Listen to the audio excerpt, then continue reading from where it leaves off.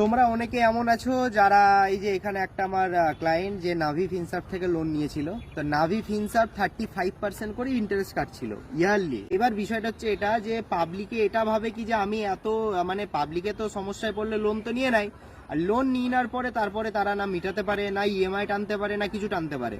তখন তাদের একমাত্র রাস্তাটা কি? রাস্তা হচ্ছে সেটেলমেন্ট করা।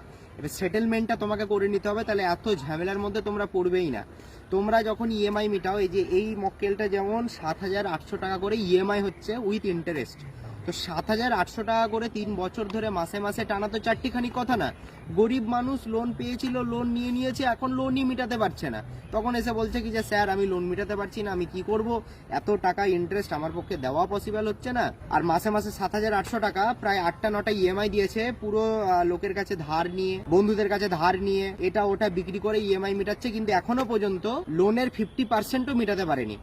তাহলে এই লোকটার কি করা উচিত? এখন সেটেলমেন্ট করা উচিত। তো সেটেলমেন্ট না করলে এই রকম লোন যারা শোধ করতে পারছো না তাদেরকে আমি একটা জিনিসই করবো কি যে সেটেলমেন্ট করে না, কারণ লোকের কাছে ধার দেনা করে লোকের কাছে হাত পেতে আর কতদিন ইএমআই টানবা? এইভাবে সেটেলমেন্টটা করে নিতে হবে। সেটেলমেন্ট না করলে পুরো জলে ডুবে যাবা। সেটেলমেন্ট করলে একটা নেগেটিভ সাইড এটা কি যে তোমাদের সিবিল স্কোরটা খারাপ হয়ে যাবে, তার ফলে ফিউচারে লোন নিতে প্রবলেম হবে।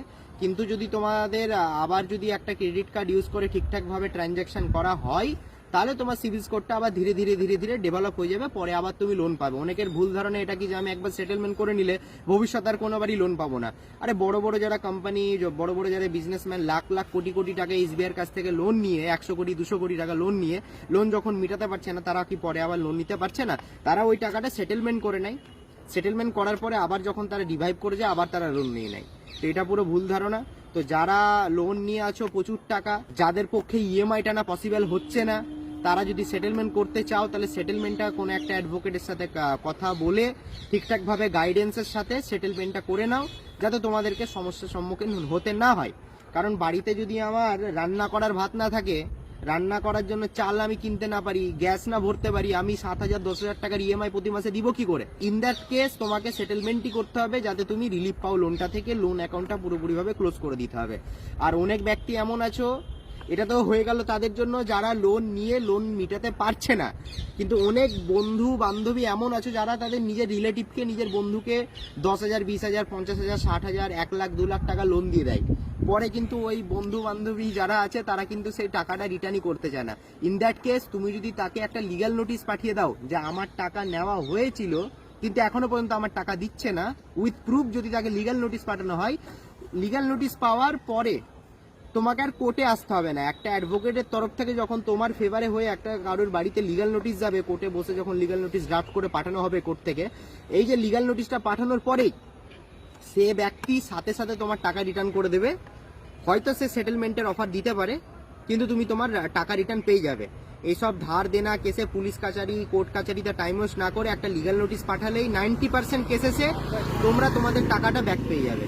তো এত না ভাটিয়ে না গেজিয়ে একটা অ্যাডভোকেটের সাথে কাউন্সিলিং করে তাকে লিগ্যাল নোটিশ পাঠিয়ে দাও। তার বাড়িতে লিগ্যাল নোটিশ যাবে, সেই লিগ্যাল নোটিশ দেখার পরে সে নিজে এমনি ভয়েই টাকা রিটার্ন করে দেবে। টাকা মারামারির কোনো গল্প নাই, যদি প্রমাণ থাকে টাকা রিটার্নও পাবে। আর যারা টাকা দিতে পারছো না, লোন শোধ করতে পারছো না, তারা সেটেলমেন্ট করে নিতে পারো।